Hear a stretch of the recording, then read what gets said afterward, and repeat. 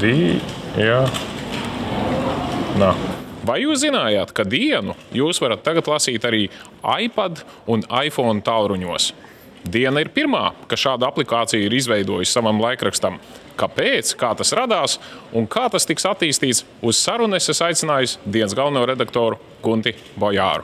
Tas iPad un iPhone vilnis veļas pār pasauli, un tas būtu jocīgi, ja mēs kā lielākais koncerns tur nebūtu.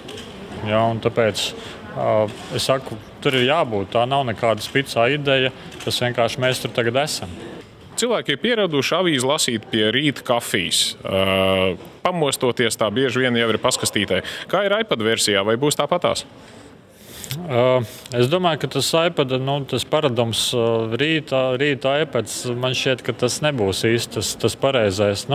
Tas iPads jau viņš ceļo visu laiku līdzi, un man šķiet, ka tas iPads ir labs visās tajās pauzēs, kas ir, es nezinu, pirms iekāpšanas lidmašīnā, gaidīšana kaut vai sēžot bankā rindā pēc kaut kādām operācijām. Tas ir vietas, kur tas iPads tagad jau tās tehnoloģijas nāk mums visur līdz. Viņas ir kabatā, viņas ir mugursomā, un tāpēc šis ir veids, kā mēs sekojam šajā auditorijā. Patiesībā mēs esam jau tur priekšā šajās jaunajās tehnoloģijās, lai tas nepazūd šajā auditorijā. Šobrīd tas pirmais, ar ko mēs esam sākuši, ka tur var lasīt Dienu pilnā izklāstā.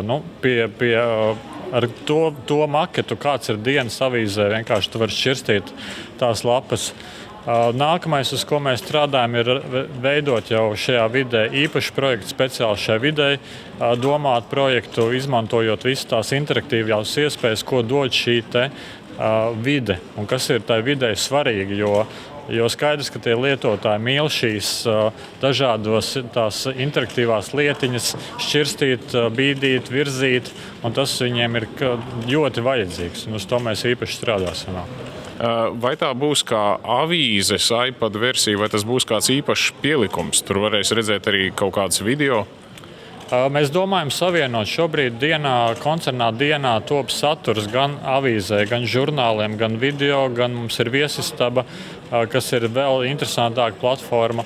Un tajā jaunajā produktā, kas mums vēl būs priekšā, mēs gribam savienot šo saturu un apkopot, kā saka, kaut kas tur būs labākais no avīžu materiāliem, labākais no žurnāla materiāliem, pievienojot klāt video, audio un dažādus citus šos mēdīju žanrus. Skatītājiem noteikti būtu interesanti arī uzzināt, kā tapa šāds risinājums. Uz sarunu es aicināju Armandu Avotiņu, aplikācijas izstrādes vadītāju. Tātad katrs var ielādēt avīzi, jaunāko numuru, un tad es droši vien varu viņu aizsūtīt saviem draugiem un samesties viens avīzes iegādē, ne? Gluži tā nebūs. Ja jūs izvēlēsieties abonentu plānu, kas ir faktiski viena numura lejuplāde, viena numura lejuplādē jums maksās Latvijas App Store veikalā 0,79 eiro. Ja jūs lejuplādēsiet uz vienas iekārtas šo avīzīti, jūs uz tās iekārtas arī attiecīgi varēsiet lietot. Uz citām savām iekārtām vai draugu iekārtām, diemžēl, šo numuru jūs neredzēsiet.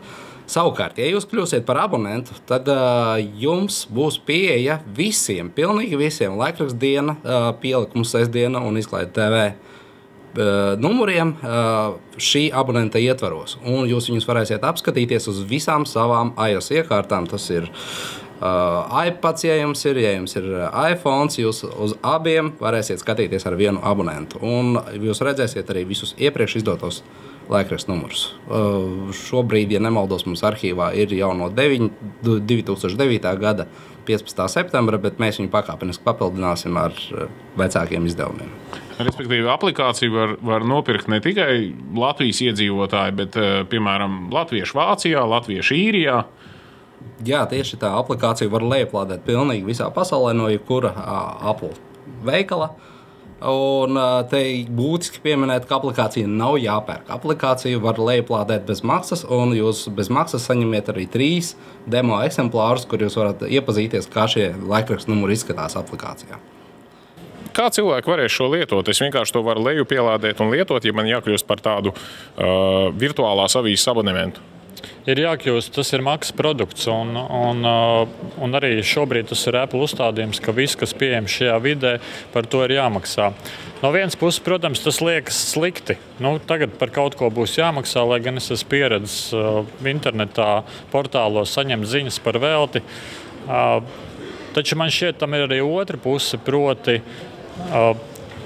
tajā ir patērēti milzīgi resursi. Tur ir izmantoti kvalitatīvi žurnālisti, kvalitatīvi maketētāji, kvalitatīvi fotografi. Tas nav otršķirīgs produkts. Man šķiet, ka tas arī ir pareizi, ka labas lietas tomēr šajā pasaulē ir par maksu. Tās maksas nav lielas, ja? Tie nav ne desmitiem, ne simtiem eiro. Ja? Tās ir mazas, pietiekoši pa vienu numuru mazas maksas, bet pašā laikā tā maksa ir, lai cilvēks sajustu arī to vērtību. Jo tad, kad viņš maksā par kaut ko, viņš zina, ka tas ir ar kaut ko vērtīgāks nekā par to, ko viņš saņem par velti. Kādi tad mums ir nākotnes plāni? Neaprobežosimies taču ar iPad vien? Analoga aplikācija, es domāju, tuvāko mēnešu laikā būs pieejama arī Android platformām no dienas. Mēs, protams, veidosim vēl arī citas iPad un iPhone aplikācijas, kā arī citas Android aplikācijas, un kā nākošā prioritāte mums ir sev nosprausta izveidot dienas biznesa šādu pašu aplikāciju, kura pēc tam arī iznāks noteikti Android versijā. Ja vēl kāds nav izmēģinājis, tad ziniet, ka jau no 15. maija jūs varat doties iPad un iPhone aplikāciju veikalā App Store un meklēšanā ierakstot vārdu diena, jūs atradīsiet jauno aplikāciju, kuru jūs varat lejupielādēt.